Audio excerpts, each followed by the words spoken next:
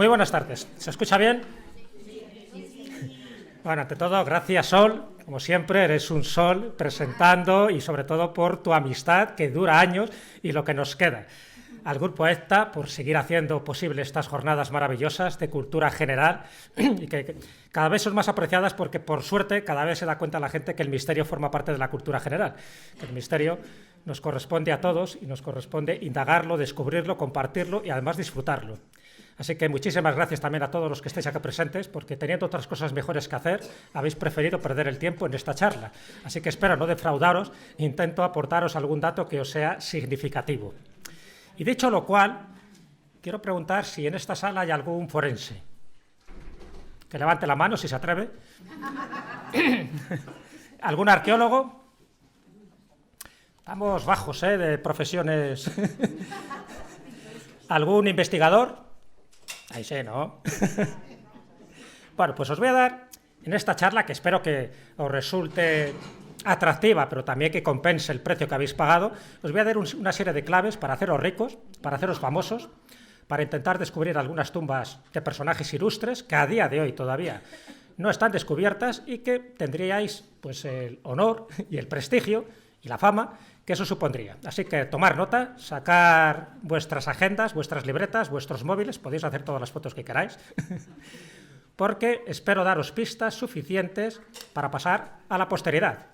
Aunque tener cuidado, porque luego os morís y a lo mejor vuestros restos desaparecen, que es lo que les ocurre a los personajillos que he traído hoy, ¿no? Aquí está el panteón de ilustres desaparecidos Andandarán.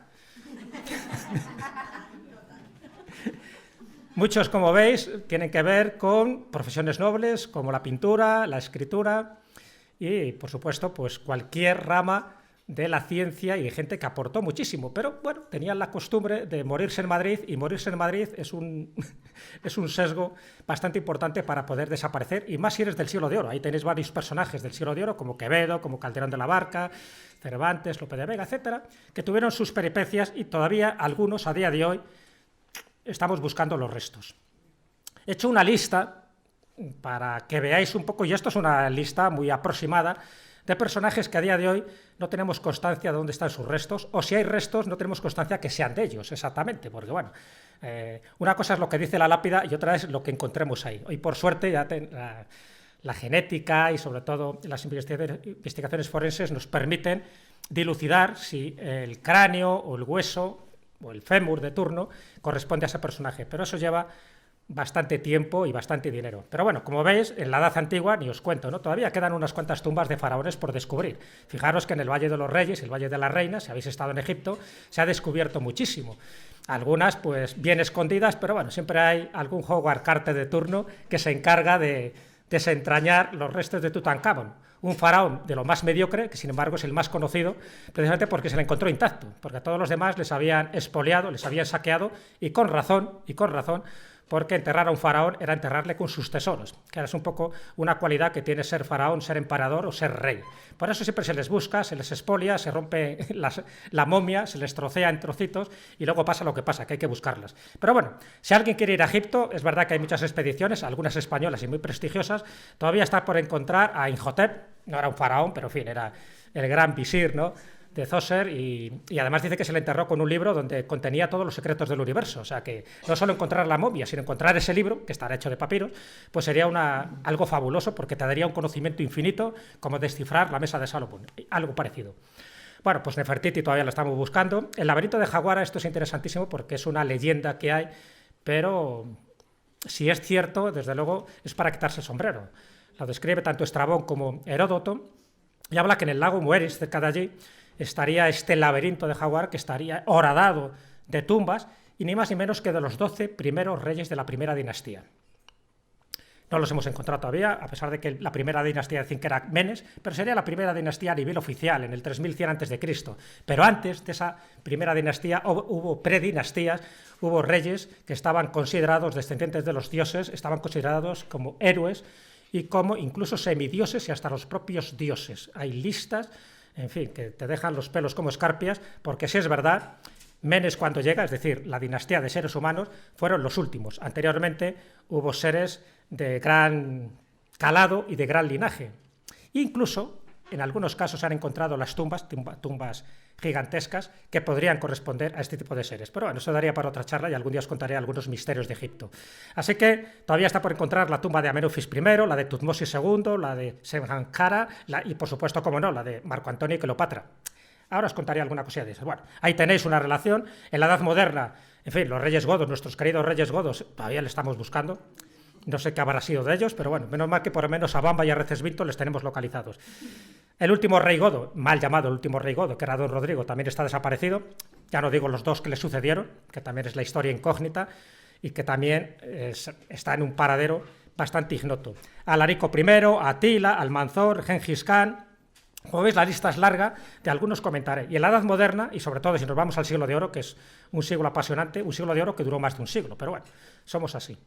El gran capitán, Lope de Vega, Juan Ruiz de Alarcón, Calderón de la Barca, Velázquez, Antonio Pérez, Tirso de Molina, Baltasar Gracián, Luis Vives, el padre Mariana, Agustín Moreto, etcétera, etcétera, etcétera. Fijaros si tenéis lista, ¿eh? O sea, que el que no encuentre uno puede encontrar otro, a lo mejor de casualidad, pero se puede encontrar. Y todos ellos, la mayoría de todos ellos, están entre Toledo y Madrid, lo cual tiene su ventajilla. Pero bueno, empezamos por Alejandro Magno, ¿os parece bien? Encontrar la tumba de Alejandro Magno sería una maravilla. Vamos a empezar por lo gordo, ¿no? Por lo grande. Alejandro Magno. Pues si le llamaban Magno sería por algo.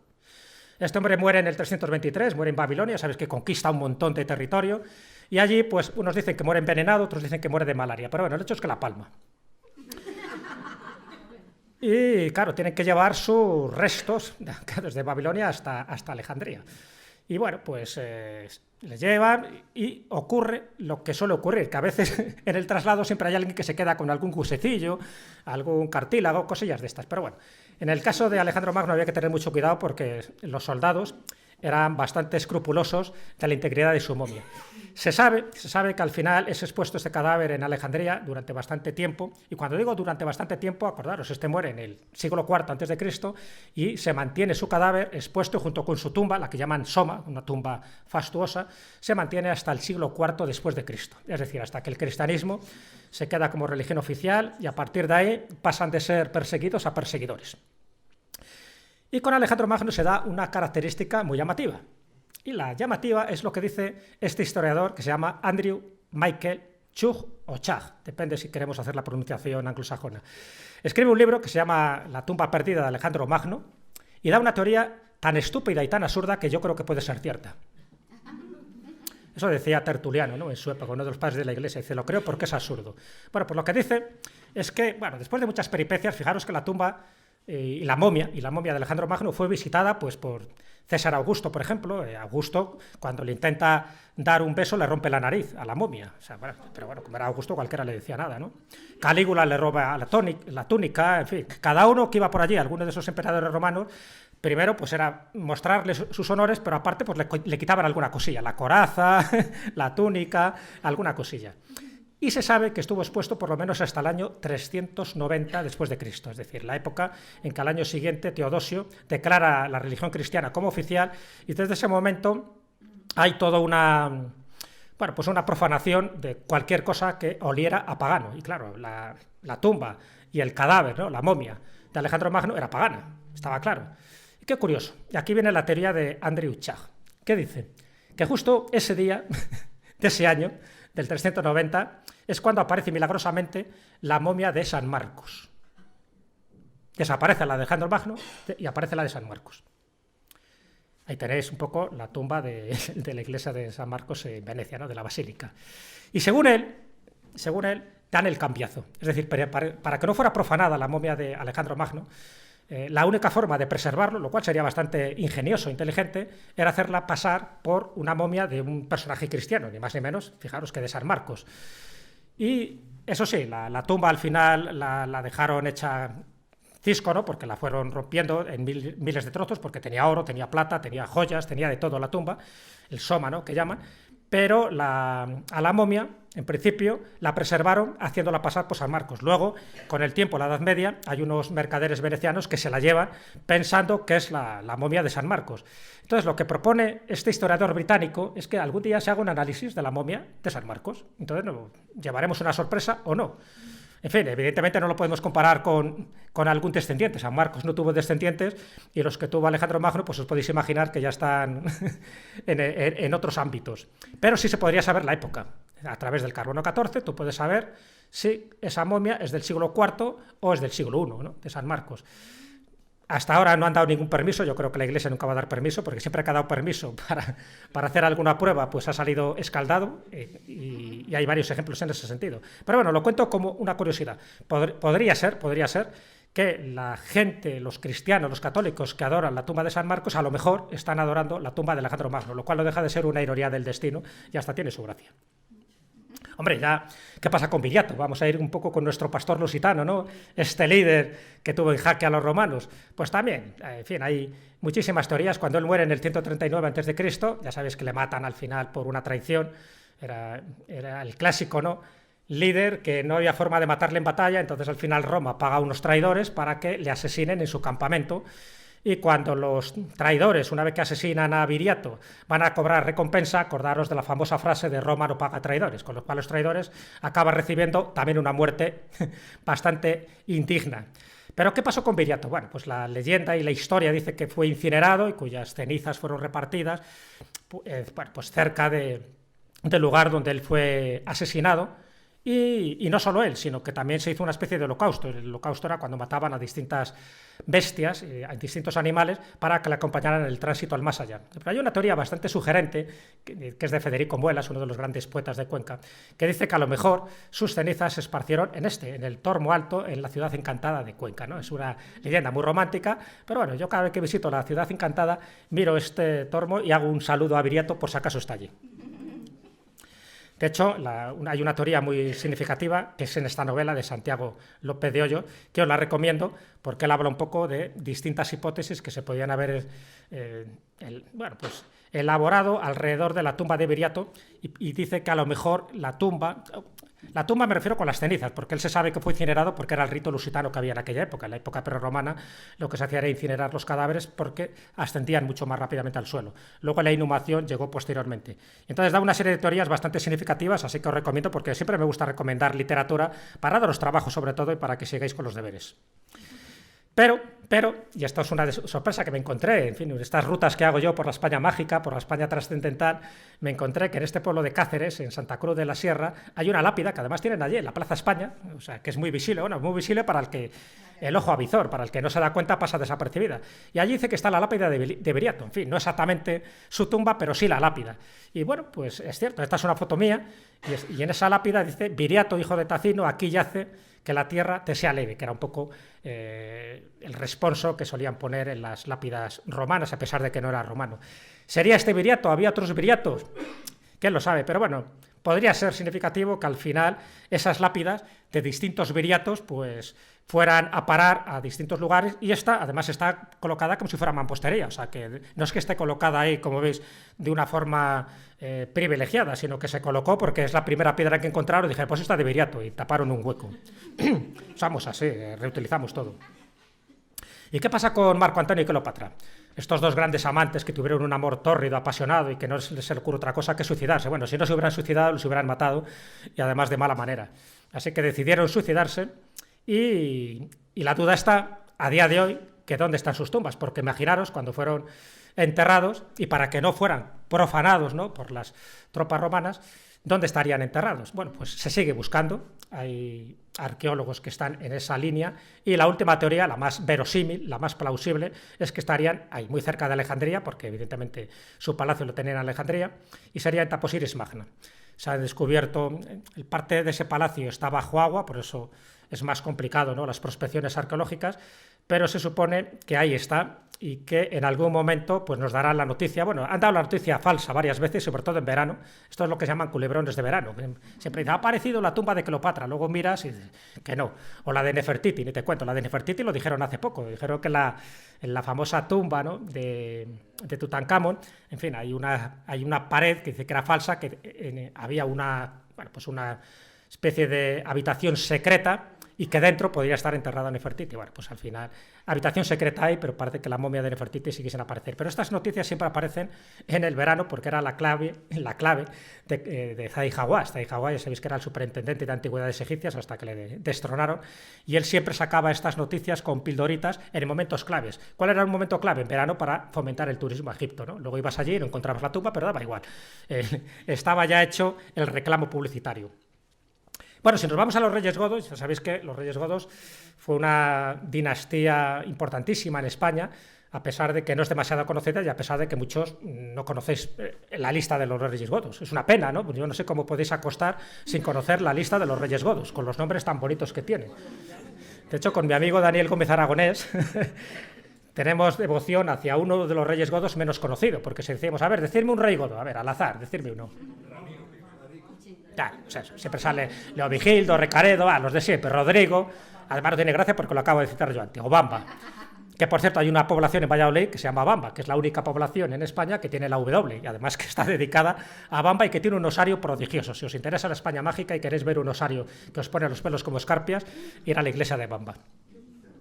Entonces, el rey godo que tenemos como favorito y que de vez en cuando lo invocamos en nuestros mensajes, que invoco con Daniel Gómez Aragonés, es Hervigio. Hervigio, el santo varón. Bueno, santo varón, era un cabroncillo como todos los reyes de la época, pero nos pareció muy interesante siempre exclamar su presencia porque es el menos conocido. Bueno, ahora ya empieza a ser conocido gracias a la cantidad de veces que le mencionamos en la escóbula de la brújula. Bueno, pues el problema es que muchos de estos reyes godos han desaparecido. Y cuando digo muchos es todos. Entonces ese es el problema, empezando por uno de los principales, que era Alarico, ¿no? Alarico, que es uno de los que pues tenía la capital en su momento en el sur de Francia, en Toulouse.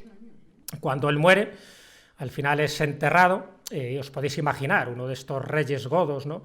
Importantísimo, pues había que enterrarle de forma que su cadáver y su tumba no fuera profanada. Siempre es el miedo, ¿no?, que hay. Imaginaros cualquiera de vosotros que tenéis todo el poder del mundo, ¿vale?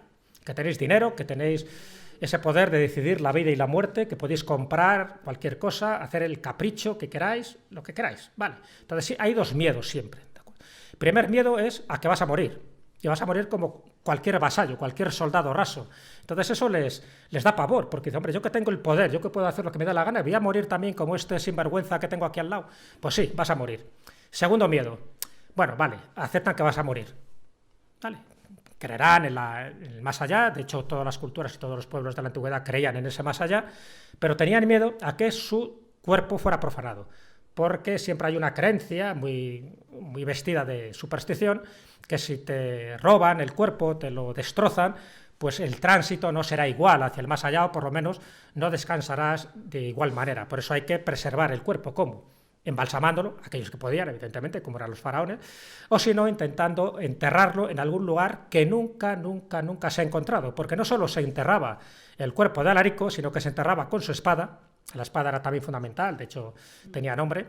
Otra cosa es el culto que hubo en el prerromano, donde moría el líder y también se rompía la espada, ¿no? Porque la espada era un poco como ese emblema y donde residía un poco ese valor del guerrero. Entonces se rompía la espada y se tiraba también al río, como una especie de funeral simbólico. En el caso de Alarico no, se le entierra. ¿Y dónde se le entierra? En un lugar donde no se le puede encontrar. Y se le entierra en el río Busento, lo cual diráis, ¿cómo se puede enterrar a alguien en un río? Bueno, pues haciendo un muro. Entonces, desviaron el río Busento, estamos hablando de Cosenza, en el sur de Italia, entonces desvían, que es donde él muere. Parece que muere de malaria, tampoco muere en batalla.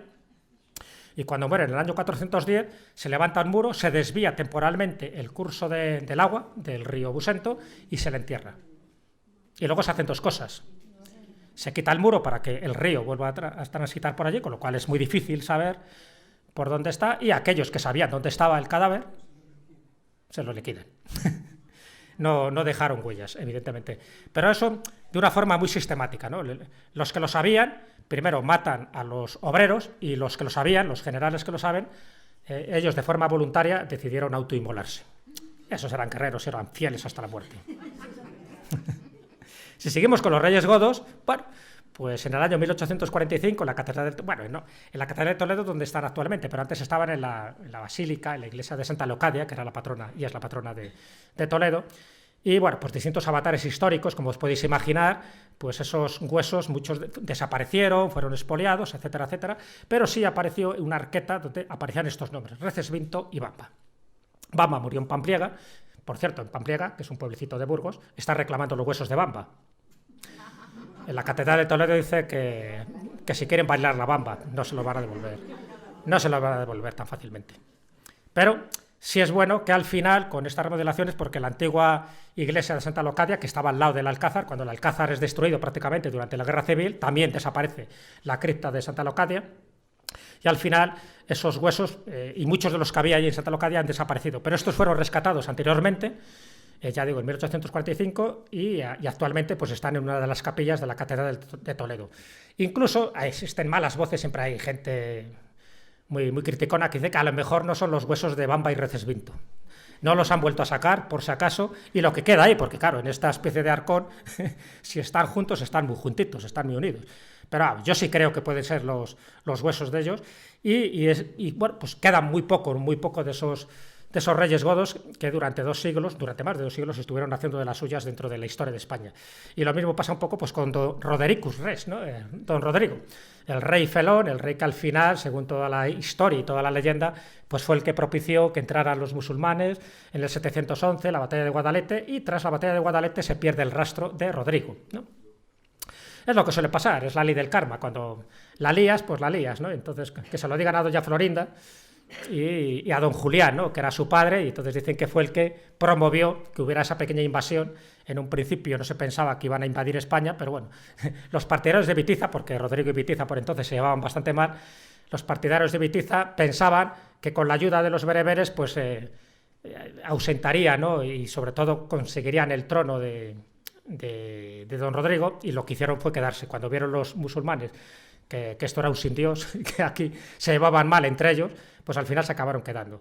¿Y qué ocurre con don Rodrigo? Bueno, pues hubo una maldición en el Palacio de los Cerrojos, que él no solo puso un cerrojo, sino que además transgredió uno de los tabúes, entró en ese Palacio de los Cerrojos que no debería entrar, y es cuando él descubre en uno de esos cofres lo que iba a ocurrir, que era la invasión, ¿no? La invasión de España. Esa maldición es la que pesó sobre él y sus descendientes. Y tanto es así que es verdad que después de la batalla de Guadalete en el 711 no se ha vuelto a saber de él. Es verdad que hay teorías, se encontró una lápida en Viseu, por ejemplo en Portugal, donde dice que ahí yacía Rodericus Res, se encontró una lápida en el año 868, pero no se encontraron sus restos. Y lo interesante de esto es, por ejemplo, la noticia. A mí me gusta siempre recoger noticias actuales que de vez en cuando dice, hemos encontrado la tumba de no sé quién. Bueno, pues en este caso hay una noticia de hace muy poquito diciendo que están tras la tumba del último rey godo, y ahora la sitúa, por lo menos ciertos restos o la lápida, en una pequeña aldea minera de Huelva, que es Sotiel Coronada, que es en esta iglesia de Nuestra Señora de España, como así se llama, ¿no? Porque, en fin, hay distintos rumores, siempre rumores, no se han encontrado las pruebas fehacientes, de que antiguamente era una ermita visigoda, y que muy posiblemente sus soldados, a la hora de enterrarle, lo lógico es que buscaran un cementerio y una basílica que fuera visigoda, y ahí quedó enterrado. Y luego, con el tiempo, pues se perdió su rastro. Bueno, pues ya lo sabéis. En Sotiel Coronada, una pequeña aldea de Huelva, minera, ahí podéis, dicen, encontrar esos restos. Sería bueno hacer un día un reportaje televisivo por todos estos lugares, porque, y sí, en el caso de Almanzor estamos en lo mismo. Si queréis ser famosos, encontrar la tumba de Almanzor, bueno, es la leche, ¿no? Imaginaros, este hombre que en 57 campañas no perdió ni una, era el terror, el terror. Los cristianos cada vez que le veían, bueno, cada vez que le veían, a él no le veían el rostro, pero cada vez que veían sus tropas, pues se echaban a temblar, porque es verdad que fue un gran estratega, un gran militar, pero también un gran dictador. Este es el que quemaba todas las bibliotecas diciendo que si no hablaban del Corán, ¿para qué? Y si hablaban del Corán, pues ya existía. O sea que no tuvo ningún tipo de reparo en hacer bastantes bibliocaustos, quemar bibliotecas a diestro y siniestro. Bueno, una de las últimas cosas que hizo, que todavía los de Santiago de Compostela no se lo perdonan, es que cuando arrasa Santiago de Compostela, él muere en el año 1002, o sea que fijaros que estamos hablando siempre alrededor del año 1000. Cuando arrasa Santiago de Compostela no se le ocurre otra cosa que coger las campanas, las menores, no las mayores, de Santiago de Compostela, y se las lleva a Córdoba y las convierte en velas, ¿sabes? En una serie de recipientes para colocar ahí aceite e iluminar la mezquita catedral. Bueno, la mezquita, todavía no era catedral. O sea que esas cosas hacía, arrasaba con lo que pudiera y sobre todo con ciertos símbolos cristianos, porque sabía que eso les hacía más pupa a los cristianos. Bueno, cuando él muere, en la última batalla fue arrasando, él arrasó Ávila, arrasó Coimbra, arrasó Zamora, no tenía ningún problema. Y en la última, en San Millán de la Cogolla, cuando está regresando, él tiene una serie de fiebres, no muere en batalla, tiene unas fiebres, él le llevan en litera, también padecía gota, como suele pasar con este tipo de personajes, como se inflaba a comer, pues al final acababa con gota. Y eso es lo que al final acaba con su vida, con unas fiebres que parece que contrae en Bordecores, en un pueblo de Soria, y allí muere, le llevan a Medinaceli, porque era una de las grandes posesiones musulmanas que había. Medinaceli, la mitad del cielo, fijaros en el nombre. Por cierto, uno de los lugares de parada y fonda de la Mesa de Salomón. Dentro del periplo de la Mesa de Salomón, pues uno de los lugares donde fue a parar fue a Medinaceli. ¿Dónde estará también la Mesa de Salomón? Encontrarla sería una máquina del tiempo, ¿no? Porque si sabíamos describir lo que ponía en su superficie, una especie de letras extrañas, hebreas, que sería el Sensemáforas, según dicen las crónicas árabes, con eso se podría descifrar los 7 climas del universo. ¿Qué nos quería decir? Posiblemente tener el conocimiento absoluto de la divinidad. Porque si conoces el nombre secreto de alguien, tienes el poder sobre ese alguien. Si conoces el nombre secreto de Dios, tienes el poder de un Dios. Por eso nunca se puede decir el nombre secreto de Dios. No lo sabemos. Cuando se habla de Jehová, no es el nombre de Dios. Yahvé no es el nombre de Dios. Alá no es el nombre de Dios. Siempre está cifrado en una serie de claves secretas. Los cabalistas lo sabían, lo que pasa es que los cabalistas se tiraban toda una vida para descifrarlo y cuando por fin lo sabían, se morían. Bueno, pues en Medinaceli, en un convento, en el convento de Clarisas, dicen que ahí estaría posiblemente enterrado este famoso caudillo, ¿no? Almanzor. En un convento de Clarisas, de Santa Isabel se llama, que por cierto, dan unas pastas riquísimas, así que si no encontráis el cadáver de Almanzor, por lo menos vais bien alimentados. Están muy baratas y muy ricas, ¿eh? Gengis Khan, hombre. Gengis Khan. Esto es verdad que nos pilla un poco más a desmano. Pero esta estatua, por cierto, es la más grande que existe. Estamos hablando de 60 metros de estatua con Gengis Khan. Y Gengis Khan, cuando murió, pasó algo parecido. Cuando le entierran, dicen que le entierran a unos 50 kilómetros de la capital de Mongolia, de Ulan Bator, le entierran en un río, en el río Non. Y hacen lo mismo. Levantan una especie de empalizada, de muralla, para desviar el río Non. Y ahí le entierran. Y por supuesto, pues matan a todos los que sabían el secreto. Pero no solo a los que sabían el secreto, porque como era Gengis Khan, mata a perros, a caballos, a todo tipo de animales para que le acompañen en el más allá. Tenía esa concepción, en fin, bastante imperialista como tenían los faraones. Es curioso porque no sé si sabéis una noticia que salió relativamente hace poco, y es que hay una cierta población de Asia Menor que son descendientes suyos. Estamos hablando del 8%. Y que además se ha visto que tienen el cromosoma Y, que es el que se hereda de los padres, ¿no? Y entonces, si esto es cierto, claro, el hombre era un fornicador consumado, y entonces fue dejando vástagos a diestro y siniestro, y entonces hay más de 8 billones de vástagos que de una forma u otra serían descendientes directos de Gengis Khan. Allí donde iba, este no era como Atila, que no crecía la hierba, este sí que hacía crecer cosas. Atila. Claro, ya que hablamos de Atila, si le invocamos, que aparezca, ¿no? Tampoco sabemos dónde está su tumba, pero utiliza el mismo sistema. Igual, también está por descubrir. Cuando él muere, en el río Tista, la verdad que el imperio de Atila fue... No sé si he traído aquí... Sí, fijaros. Todo lo que llegó a dominar Atila, que duró lo que duró él, su vida. O sea, porque hay otras veces que el legado continúa con sus descendientes. En el caso de Atila no fue así, además muere de una forma muy tonta. Muere en la noche de bodas. Yo no sé si es que se pasó... o le envenenaron. Pero el hecho es que le encontraron como la mojama al día siguiente. Y claro, acusaron a la pobre amante que estaba aterrorizada porque ¿cómo la voy a matar yo en la noche de bodas? Pero a partir de ese momento es verdad que corre toda una leyenda alrededor suya, primero, de todo lo que había conquistado y de todos los tesoros que había acumulado. Y de los tesoros que había acumulado... perdón. Se le entierra también con él, y junto con su espada. De hecho, tenía una espada que se llama la espada de Marte, una espada que era una especie de talismán, ¿no? Dice que era una espada caída del cielo y que gracias a esa espada consiguió todas las batallas. Bueno, cuando muere de esta forma, ¿no? Un poco tan extraña, durante la noche de bodas, le entierran en el río Tista, lo mismo, desvían, y en esta zona de Hungría, el río Tista es un río que desemboca al final en el Danubio, y pasa también por Rumanía, en fin, pasa por otros lugares, pero... nunca se ha encontrado exactamente el lugar exacto. Porque podrías decir, bueno, esto es una pista bastante clara, ¿no? Digo, sí, vete al río Tista, es como si te digo, vete al río Tajo. Y, a ver, descúbrelo. Bastante largo, ¿no? Así que, a día de hoy, todavía está por descubrir, aparecerá Si aparece algún día, aparecerá su espada, aparecerá su coraza y aparecerá sus restos. Por cierto, de Almanzor pasaría lo mismo también, con Almanzor, que se hacían enterrar con sus tesoros. Cuando digo sus tesoros no me refiero a los tesoros más profanos para ellos, que sería el oro, la plata, las joyas, esto les daba igual. No, los tesoros para ellos eran los elementos sagrados con los cuales pensaban que estaban investidos de poder. Que es un poco lo que pasaba a Hitler con la lanza de Longinos, ¿no? O lo que pasaba pues, a Franco, ¿no? Por ejemplo, con la mano de Santa Teresa. Es decir, para ellos los tesoros tienen un carácter espiritual. Tiene que ser algo que les dé esa especie de poder espiritual. El poder terrenal ya lo tienen, eso lo tienen claro. Pero una vez que tienes que morir, tienes que ir hacia el más allá, eso se entierran con sus talismanes, con ese poder talismánico y espiritual que consideran que es esencial para que se le abran las puertas del Valhalla o del cielo, del paraíso. Con el caso de Almanzor era muy curioso porque se le enterró también con todo esto cuando aparezca, pero se enterró con algo también muy llamativo. ¿Sabéis qué?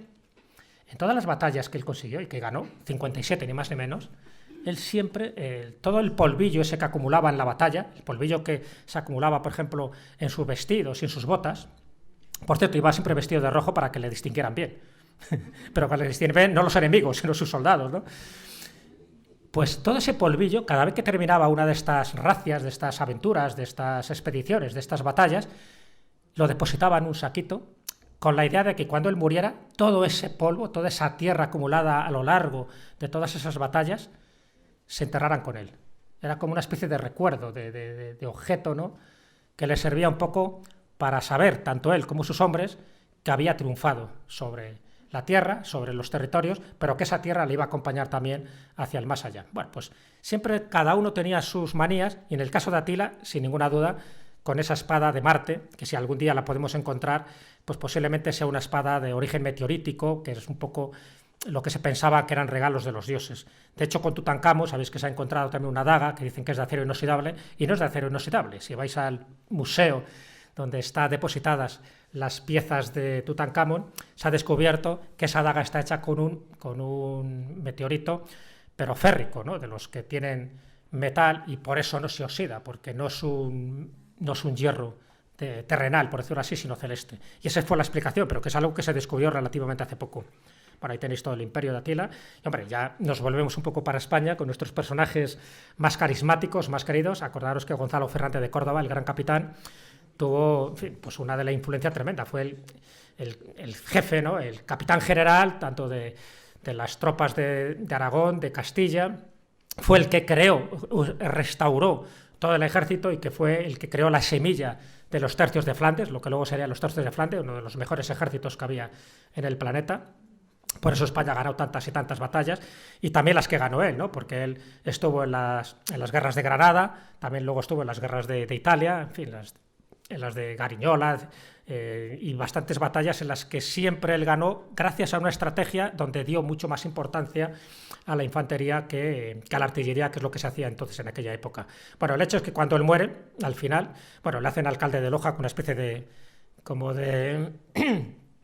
título honorífico, ¿no? Bueno, ya en los últimos años, dice, te quedas ahí en Loja, en Granada, y te quedas como alcalde, pero al final, cuando se siente morir, se va a Granada y ahí muere, ¿no? Y la entierran en el Real Monasterio de los Jerónimos, una tumba fastuosa. Bueno, pues hace poco se analizaron sus huesos, se sumaron para ver si realmente correspondían al gran capitán, y ya, sorpresa, no son. Alguien dio el cambiazo en algún momento, y los huesos que la gente va a esta lápida, ¿no? Donde está, en fin, se supone que los restos óseos, pues resulta que sí, efectivamente hay restos óseos, pero como sí tenemos descendientes del gran capitán, no corresponden a este gran personaje. Así que, sintiéndolo mucho, y eso lo tienen ahí muy claro los granadinos, no corresponden a don Gonzalo Fernández de Córdoba. Esto es algo que se intentó hacer con más o menos éxito en distintos lugares de España, y en concreto en Madrid está el Panteón de Hombres Ilustres, que está cerca de Atocha, no sé si lo habéis visitado. Se intentó hacer algo y se consiguió. Luego os contaré un poco la historia de cuando se intentó hacer un panteón de hombres ilustres en el siglo XIX, y salió como salió, bastante rana. Pero este es del año 1926. Lo que pasa es que, claro, lo llaman el Panteón de Hombres Ilustres, y solo lo que hay enterrado son militares y son jefes de Estado. Entre ellos tenéis la tumba de Sagasta o tenéis la tumba de Cánovas, pero no hay otros personajes dentro de la ciencia, o de la literatura, o de la música, o de la pintura. Entonces, claro, se ha quedado en un panteón de hombres ilustres muy escueto, y además solo de hombres, no hay ninguna mujer. Entonces, bueno, lo están revisionando para ver si ese nombre lo cambian o incluyen a más personajes que realmente sean ilustres. Pero bueno, vamos con el siglo de oro, como os decía, en el siglo de oro tengo que ir rápido porque el tiempo es el tiempo y apremia. El siglo de oro me fascina por todo lo que significa, ¿no? Porque fue una aportación cultural de primer orden, no solo en España, sino en Europa y por lo tanto en el resto del mundo. Ahí tuvimos a gente como Lope de Vega. Y Lope de Vega, si vais a la iglesia de San Sebastián, que sabéis que está en la calle Atocha, pues aparece un cuadro, un crucifijo, y veréis que aparece luego un cartelito ahí. Y bueno, en la parte de atrás incluso se dice, en esta iglesia está enterrado Lope de Vega de Carpio en 1635, que es cuando él muere. Pero en el interior de la iglesia, dice, aquí fue sepultado Lope de Vega, el gran poeta, padre del teatro hispano, todo lo que queráis. Pero no están sus restos. ¿Por qué? Porque cuando él entierra en 1635, él paga, en fin, una cantidad no demasiada, porque en fin, como buen autor teatral se moría de hambre, a pesar de que fue de los que más éxito tuvo, igual que Quevedo, ¿no? Pero bueno, no fue una persona que ahorrara, dilapidaba el dinero, pues ya sabéis, en juergas, en bebidas, en comidas y en mujeres. De hecho, él se hace cura para ya no tener más amantes, porque bueno, ya tenía tantas amantes y se hace cura. Y una vez que se hace cura, se hace otra amante, que es Marta de Nevares. Bueno, pues justo cuando pasan unos casi 20 años desde que fue enterrado Lope de Vega, como nadie pagaba una cantidad para que se mantuvieran esos restos en el cementerio de la iglesia de San Sebastián, pues muere la hermana del vicario de Madrid, y entonces pues hay que quitar a alguien.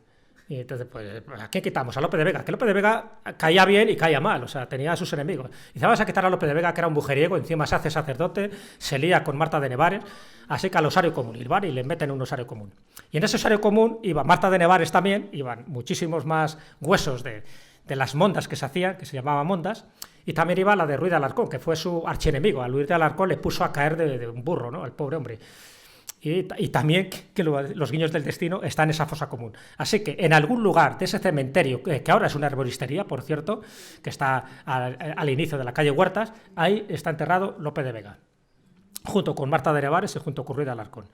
Ahí está la iglesia de San Sebastián, que seguro que habéis pasado alguna vez, sabéis, en el barrio de las Letras, pues en esa herboristería, junto con ese olivo, eso fue el antiguo cementerio, y ahí, en algún sitio, por ahí están los restos, no solo de él, sino de otros cuantos, ¿no? Pero bueno, muy significativo.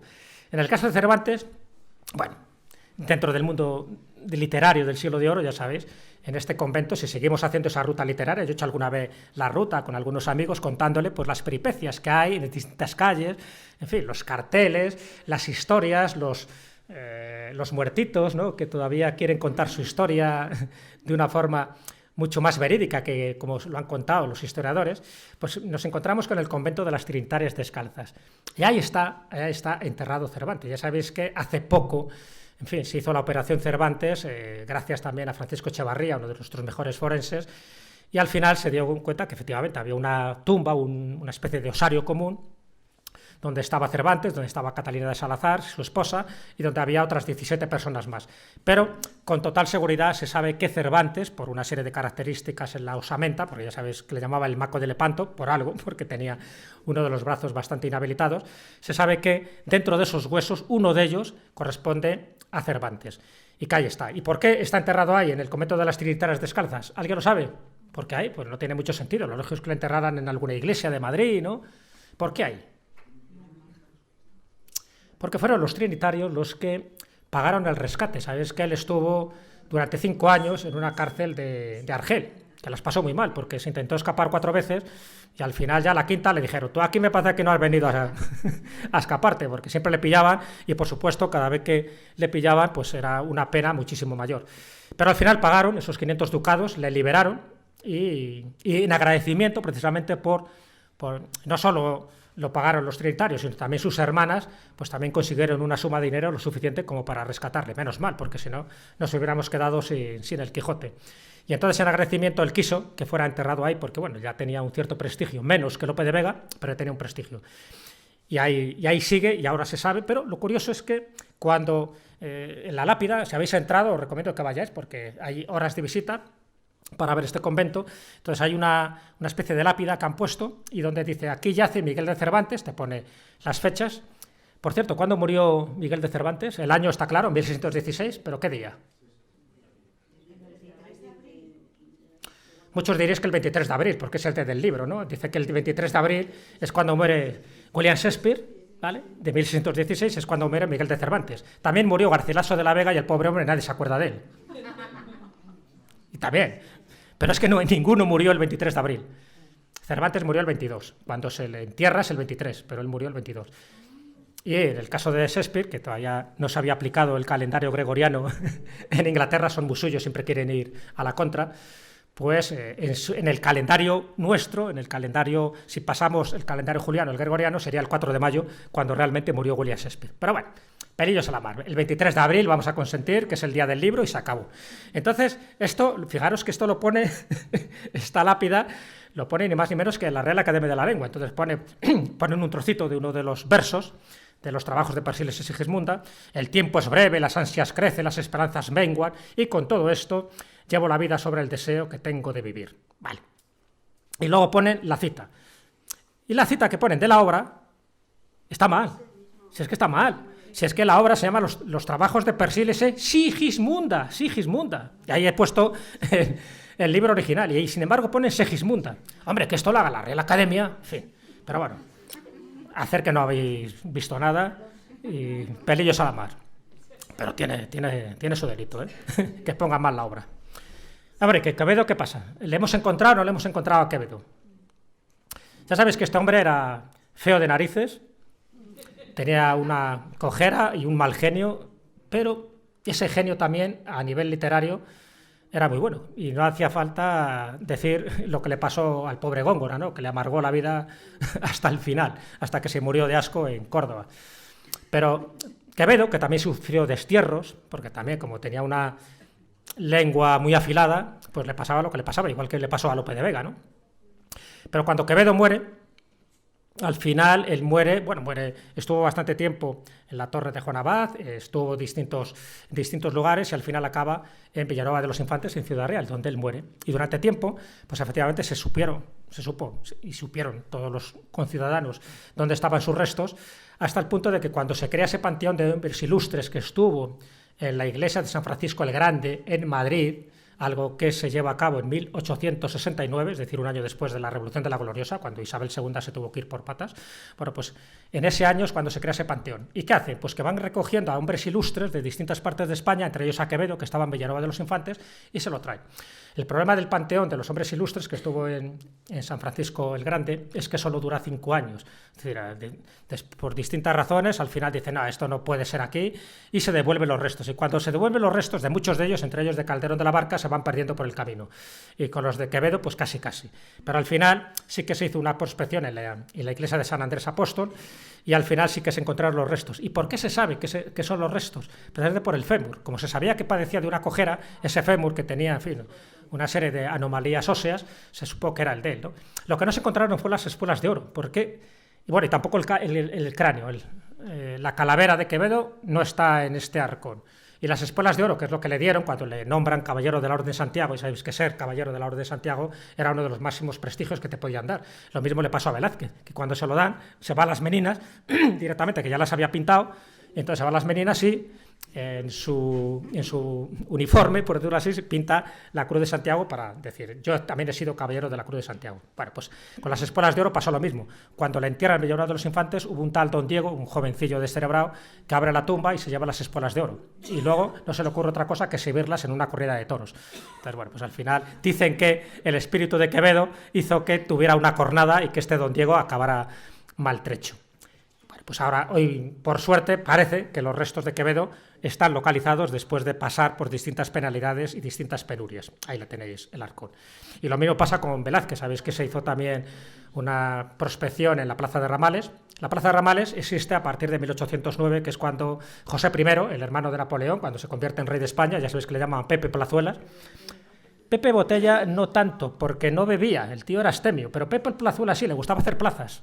Entonces, bueno, pues había una iglesia que era la de San Juan Bautista, la derribó y creó una plaza, que es la Plaza de Ramales. El problema es que en esa iglesia, en la cripta, estaba enterrado, como no, nuestro ínclito Velázquez, y además estaba enterrado también con su mujer. Bueno, pues desde ese momento, cuando se hizo toda esta prospección arqueológica, no aparecen los restos en esa cripta. De hecho, ahí veréis que hay un monumento, hay una cruz con una cruz de hierro, y este pequeño, bueno, pues una especie de epitafio, ¿no?, donde muere el pintor don Diego de Silva, y te dice ahí un poco las circunstancias y la fecha, que es 1660. Pero no se ha encontrado. Siempre se especuló dónde estaría. Bueno, os doy una pista. Parece que todas las pistas, nunca mejor dicho, nos conducen al convento de San Plácido. En el año 1994 se encontraron 2 cadáveres, de un hombre y de una mujer, los dos del siglo XVII, y uno de ellos con la cruz de Santiago, con una edad parecida, y todos dicen, a ver si va a ser Velázquez, pero bueno, ahí se quedó la investigación y no han querido indagar mucho más. El Calderón de la Barca, el pobrecillo, pues ocurre lo mismo, porque sufrió el mismo peregrinaje, ¿no? Lo llevaron a San Francisco el Grande en 1869, y en 1874 lo devuelven, y cuando lo devuelven, en la iglesia de los Dolores, Nuestra Señora de los Dolores, que está en la calle San Bernardo, pues al final desaparecen sus restos. Pero lo divertido de todo esto es que el capellán de la iglesia de Nuestra Señora de los Dolores sabía dónde se había enterrado, porque cuando llega la Guerra Civil, ya sabéis que se entró en muchas iglesias, en fin, quemaban restos de todo tipo. Entonces, para preservar estos huesos, ¿no?, de Calderón de la Barca, hubo alguien que los guardó, alguien que era un sacerdote, que los guardó en un sitio determinado de la iglesia. Y entonces a uno de los biógrafos que estaba buscando los huesos le dijo, te lo diré antes de morirme. ¿Y qué pasó? Que se murió y no lo llegó a decir. Entonces decía que estaba en una piedra concreta del crucero de la iglesia de Nuestra Señora de los Dolores, pero nunca sabemos dónde. Pero antes de aquello sí que hubo alguien que robó el metacarpo de la mano derecha de Calderón de la Barca. Y eso es este. Entonces esto está en el Museo de las Artes Escénicas del Instituto del Teatro de Barcelona, ese metacarpo, el que lo llevó como recuerdo, pero con lo cual, cuando aparezca, si es que aparece, no aparecerá esto, que habrá que unirlo, ¿no?, junto con el resto del cuerpo. Pero también ha aparecido, ahí tenéis una imagen clara, pero tenéis que también ha aparecido la llave que abrirá la urna donde están los huesos cuando se encuentre la piedra del crucero de la iglesia que no pudo revelar el capellán porque se murió antes de tiempo por listo, ¿no?, porque si lo hubiera puesto por escrito. Entonces sí que tenemos la llave, pero no tenemos la urna, y sabemos la iglesia. O sea, tenemos la iglesia, tenemos el metacarpo, tenemos la llave, pero Calderón de la Barca todavía está desde más allá y dice, pero bueno, ¿qué tengo que hacer para que me abráis? Ahí la tenéis. La llave que la tenía la condesa del Asalto, que también tiene gracia el nombre de también condesa del Asalto. O el caso del príncipe de Carlos de Viana, ya muy rápido, bueno, esto ya es de risa, ¿no? El príncipe de Viana, que fue durante un tiempo rey de Navarra, en fin, tuvo unas posesiones porque tuvo mala suerte en los 40 años de vida que él vivió, y cuando él muere, le entierran al final en el monasterio de Poblet, con la desamortización de Mendizábal y tal. Bueno, pues los huesos fueron a hacer gárgaras, pero llega un momento en cuando empieza un poco ese nacionalismo floreciente del siglo XIX que dicen, oye, hay que conseguir los restos de Carlos de Viana, del príncipe de Viana, porque tanto el linaje de Aragón como de Navarra es uno de los personajes fundamentales. Entonces, si le enterramos en el monasterio de Poblet, hay que enterrarle con todos los honores. Claro, el cura que había de uno de los pueblos cercanos a Poblet, pues le encargan esa misión. Entonces él dice, yo cómo sé que huesos estaban esparcidos totalmente por allí, ¿no? Y entonces lo que hace, como era un tío grande, pues coge los huesos más grandes que pilla y se los da a un forense y dice, oye, he encontrado este. Y el forense, no te preocupes, que yo le hago la momia. Y hace la momia del príncipe de Viana, que es esta. Lo malo es que se ha indagado un poco con más seriedad y se han dado cuenta que esta momia la compone 3 cuerpos distintos. 3 cuerpos distintos. Un Frankenstein han hecho. O sea, cogieron el torso de uno, las piernas de otro y la calavera de otro. Pero lo peor de todo, claro, es que el que lo hizo era un chapucero.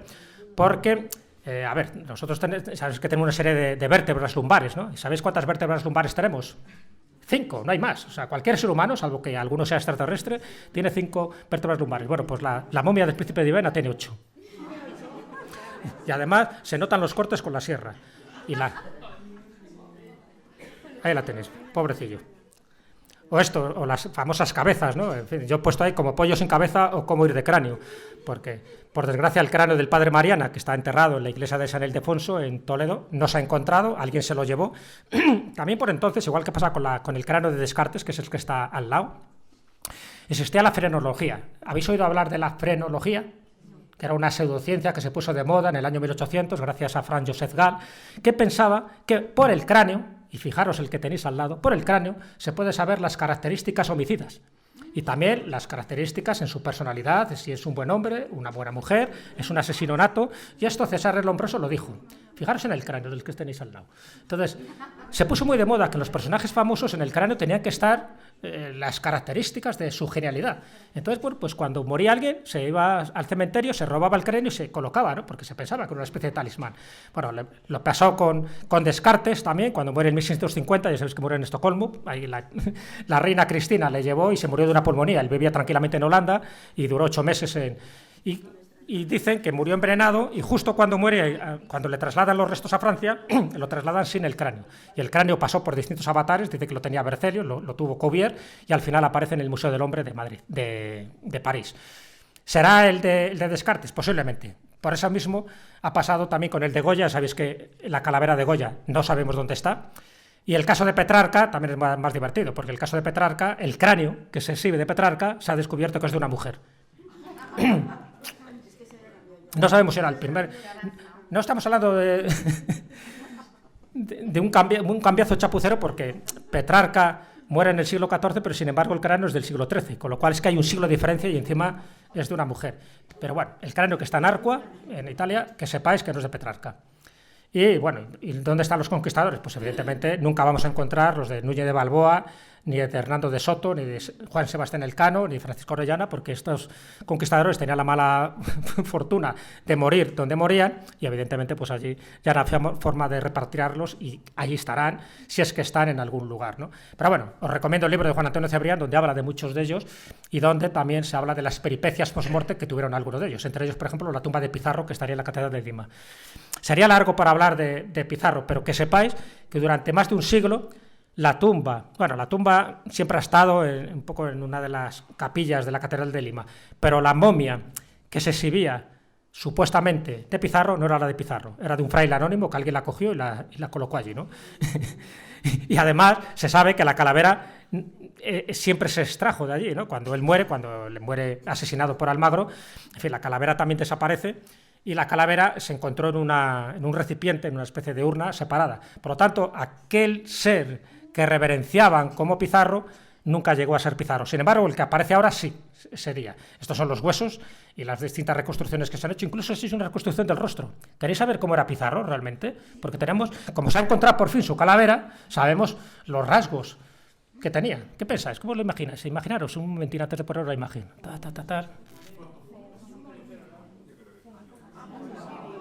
No estaba mal. Tenía un pase. Lo de Napoleón, esto tiene gracia también, ¿no? Porque cuando él muere en Santa Elena, ya sabéis que al final trasladan sus restos hasta Francia, en teoría está en los Inválidos. Pero hay una leyenda urbana, pasa un poco como lo de Alejandro Magno. Hay una leyenda urbana que dice que les dieron un cambiazo y que a lo mejor Napoleón, que hoy se sabe que no fue envenenado, que murió de un cáncer gástrico, a lo mejor es el de Cipriani, que era su consejero personal. ¿Y por qué? Porque la máscara mortuoria que le hicieron, Napoleón tenía una cicatriz. Entonces, esta máscara mortuoria que está en el Museo del Ejército, también en este edificio de los Inválidos en París, esta máscara dice que no corresponde a la cara de Napoleón, porque no está la cicatriz y además ahí aparece como jovencillo. Napoleón muere con 51 años, no parece que tenga 51 años. Y encima morir exiliado en Santa Elena, donde te envejeces muchísimo más. Bueno, pues algunos dicen, hay un historiador, que es Bruno Roy Henry, me parece que era, donde asegura, según él, sus pruebas, que la momia o los restos óseos de Napoleón que están en los Inválidos serían los de Cipriani. Ahí queda la duda. La de Aristóteles parece que se ha descubierto hace poquito, con lo cual ahí lo dejo, porque siempre hay alguna de estas noticias que me encantan, y si se ha encontrado la tumba de Aristóteles, pues bienvenido sea, ¿no? En el caso de Roald Amundsen, ya sabéis, nunca se han encontrado sus restos, a pesar de que fue el primero que alcanzó el Polo Sur y, bueno, pues en la expedición que hizo al Polo Norte, pues ahí desapareció en el año 1928 y también está por encontrar uno de los grandes expedicionarios noruegos. En el caso de Antoine de Saint-Exupéry, el autor del Principito, también, ¿no? Murió en batalla, en fin, le abatieron y todavía está por encontrar sus restos, aunque dicen que se ha encontrado el fuselaje de su avión. En el caso de Ambroise Bierce, Bjorn Pierce, curiosísimo, porque él escribe el Diccionario del Diablo, y a este hombre le gustaba la aventura. Entonces no se le ocurre otra cosa que cuando la revolución de Pancho Villa en México va en busca de aventuras. Entonces él quería tener una vida un poco más pericolosa, en fin, se aburría, parece ser, en Estados Unidos, entonces se va a Chihuahua y efectivamente él quería saber por dónde iban los tiros, y nunca mejor dicho, porque los tiros fueron hacia él porque le fusilaron. Nunca sabemos dónde está su cadáver. Por listo o por curioso.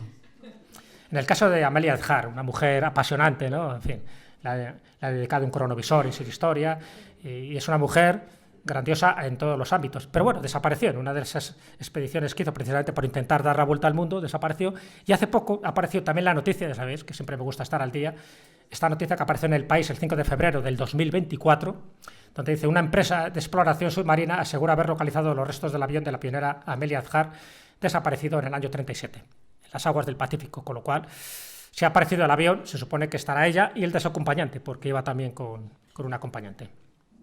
La tumba de Boabdil, el chico, el pobre hombre, el que pierde Granada, ¿no?, bajo la basura. Dicen que estaría en Fez, y que el mausoleo, donde se cree que estaría enterrado el último rey de Granada, está lleno de la suciedad de Fez. Si es verdad, pues habría que rescatarlo, y bueno, pues no deja de ser otro de los representantes genuinos de la historia de España, ¿no?, de ese 1492. En fin, acabo con esta frase de Mariano de Cavia, que ya sabéis que hay una plaza, y ya voy acabando, porque hay muchísimo para hablar y hay muchísimos más temas que fui quitando, como os podéis imaginar. Esta es mi pequeña lista, pero bueno, había muchísimos más. Pero bueno, Mariano de Cavia decía eso, ¿no? Dice: no hay en este país profesión más intranquila, insegura, incómoda que la de difunto ilustre. Yo creo que con lo que... Nunca seáis ilustres, porque pasa lo que pasa. Yo creo que con lo que os he contado y algunas cosas que me callo, si habéis tomado nota, creo que tenéis pistas suficientes para indagar por vosotros mismos estos lugares, a estos personajes, donde en algunos casos se ha encontrado su tumba, en otros casos los restos son dudosos, en otros casos nunca se ha encontrado, y por qué no, en algún momento pues alguno de ellos aparecerá, y es la forma de pasar a la historia, ¿no?, de pasar a la celebridad, pues descubriendo este panteón de desaparecidos ilustres. Así que, sin más demora, me despido con el epitafio de Enrique Jardín Poncela, uno de mis autores favoritos. Por cierto, voy a ver este miércoles una obra que están reponiendo de Jardín Poncela, donde él decía: si buscáis los máximos elogios, moríos. Así que muchísimas gracias y podéis ir en paz. Yo te digo un poco una reflexión, y muy rápida, ¿no? Yo creo que con este tipo de personajes, y que haya desaparecido, ocurre como en los libros. Es decir, hay algunos casos que muchas obras han desaparecido de forma casual, pero otras veces de forma intencionada. Es decir, no interesa que aparezcan sus restos o aparezcan estas obras por su contenido. Y el que aparezcan estos restos, pues también nos da muchísima información, y más ahora, ¿no?, que conocemos tanto de la genética y que conocemos tanto de la antropología forense. Podemos saber ahora perfectamente, por supuesto, si eran hombres y mujeres, a qué edad murieron, qué enfermedades tenían, etcétera, etcétera. Nos da una información tremenda que posiblemente desmienta pues algunas crónicas que se han transmitido, y muchas veces falaces, en el sentido de que quieren desprestigiar a ciertos personajes, ¿no? Entonces, yo entiendo que pasa eso. Hay las dos vertientes. Habría que analizar uno por uno. Está claro, los personajes que os he dicho, como Atila, como Gengis Khan, en fin, fueron enterrados deliberadamente para que no fueran encontrados, por lo que sabemos, ¿no? Porque profanar su cadáver era, en fin, como una especie de sacrilegio. Pero, sin embargo, en otros casos, yo creo que deliberadamente se perdieron. Se perdieron o bien por incompetencia, que también la hay, siempre la ha habido, acordaros, con este panteón de 1869, en fin, las cosas que se hacen, primero trasladar todos los huesos. Claro, este era un encargo que a veces se hacía al monaguillo de la iglesia: oye, que tienes que rescatar, yo qué sé, el del padre de Mariana, imagínate. Y dices: yo qué sé cuál es. Cuando aparecía el nombre, sí, pero es que a veces no aparecía el nombre, aparecía más o menos una ubicación. Entonces cogían lo primero que pillaban. Y lo primero que pillaban, claro, estamos hablando muchas veces del siglo XIX, no existían estos métodos que existen ahora para saber si realmente eres estos huesos. Tú pásalo por ahí y ya está. Dice: pero es que es un hueso de gallina. Y dice: ¿qué más da? Entonces, muchas veces el que más da, la chapuza, se hacía, y hay que reconocerlo. Y otras veces yo creo que se ocultaban deliberadamente porque esa información, yo qué sé, por ejemplo, el caso del Gran Capitán. El Gran Capitán, o sea, que no tengamos los huesos, la prueba ósea, el esqueleto o la momia del Gran Capitán, igual que pasa con Blas de Lezo, es que es para hacerlo viral. Porque, sin embargo, los ingleses eso sí que lo tienen muy en cuenta. Cualquier de estos personajes históricos que haya muerto, aunque haya muerto en la Cochinchina, siempre lo traía, como le pasó a Nelson, ¿no? Lo trajeron ahí en un tonel lleno de miel para que no se corrompiera el cadáver. Bueno, pues lo trajeron y se lo llevaron a Westminster. Es decir, que los ingleses siempre han tenido esa precaución de que su historia no se pierda, ¿no? También se la inventaban y también hacían glorias que no tenían.